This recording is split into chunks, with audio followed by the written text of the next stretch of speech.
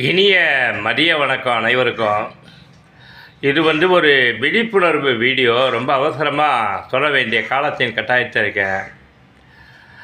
எனக்கு என்னுடைய அண்ணனுடைய வாட்ஸ்அப் நம்பர்லேருந்து மிக அவசரமாக 15,000 ரூபாய் பணம் தேவை, சாயந்தரத்துக்குள்ளே திருப்பி கொடுத்துறேன் அப்படின்னு சொல்லிட்டு ஒரு ஸ்கேன் ஃபோட்டோவோடு போட்டு பிரவீன்குமார் அப்படிங்கிற நேமோட வந்துடுது.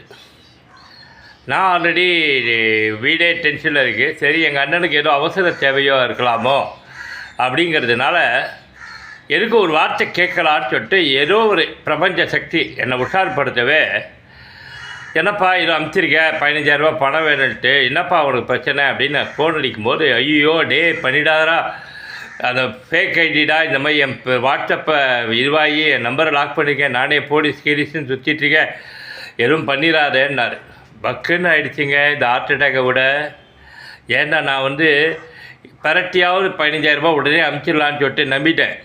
ஏன்னா நான் மனசு ரீதியாக நம்ம சாக போகிறோங்கிறது நெருக்கிறது தெரியாச்சாச்சு. எப்போ சாக போகிறோன்னு தெரியல.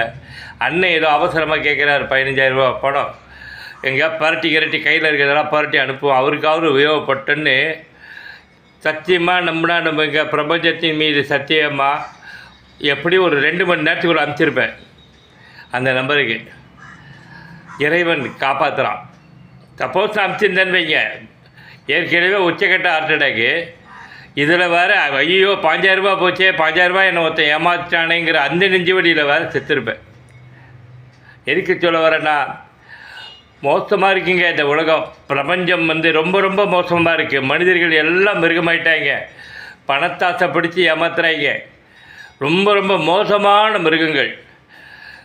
விதவிதமாக ஏமாத்துறாங்க. யாரும் நம்பிடாதீங்க, ஃபோன் பண்ணிடாதீங்க. யாராவது உங்ககிட்ட பணம் கேட்டால் கூட உறுதிப்படுத்திங்க. அவங்களுடைய ஜிபே நம்பரை கேட்டு அவங்கக்கிட்ட ஃபோனில் பேசி உண்மையிலேயே உனக்கு பணம் தேவையா என்னன்னு சொல்லிட்டு, பர்டிகுலராக இந்த ஆன்லைன் பேமெண்ட்டுன்னு ஒன்று வந்ததுலேருந்து மிகப்பெரிய மோசடி நடக்கிறது சமூகத்தில்.